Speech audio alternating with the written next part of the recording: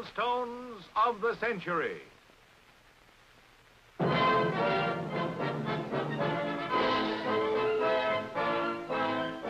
In 1925, biology teacher John Scopes spiraled to fame in the legal battle that became known as the monkey trial.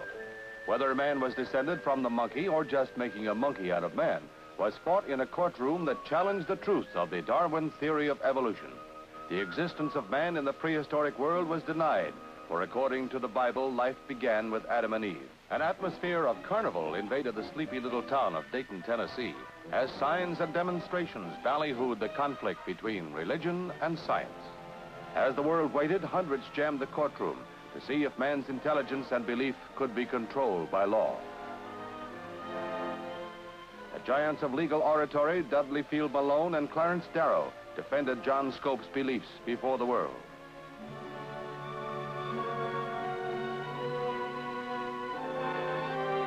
It was John Butler's anti-evolutionary law that prohibited the teaching of any theory that denied the story of divine creation. Assistant to the state prosecutor was William Jennings Bryan, who adamantly crusaded against a scientific and atheistic world.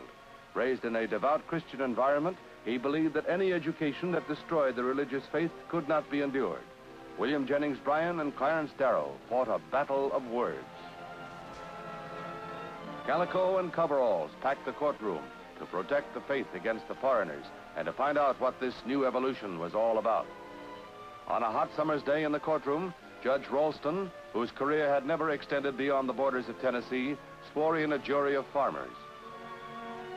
The press and public listened with unprecedented interest as the legal brains of both sides dug deeper and deeper into the conflicting theories of man's heritage. In this bitter legal engagement, the defense fought against the inherent belief and faith that challenged the credibility of science.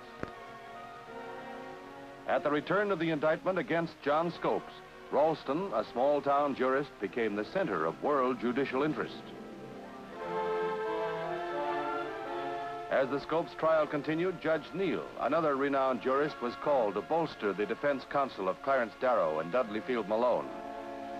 Few trials in all the history of the American bar held the interest of the nation.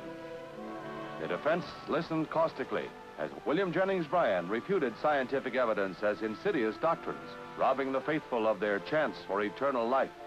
In this rare dramatic moment, Clarence Darrow was unable to get this evidence accepted into the record. The result, a verdict of guilty. John Scopes was fined $100. Darwin had lost, and the monkey was on the run. The jury's verdict had removed the fears of man's descendancy from the minds of the people as they returned to a life of virtue and certainty. The monkey trial was a legal carnival to be remembered among the judicial milestones of the century.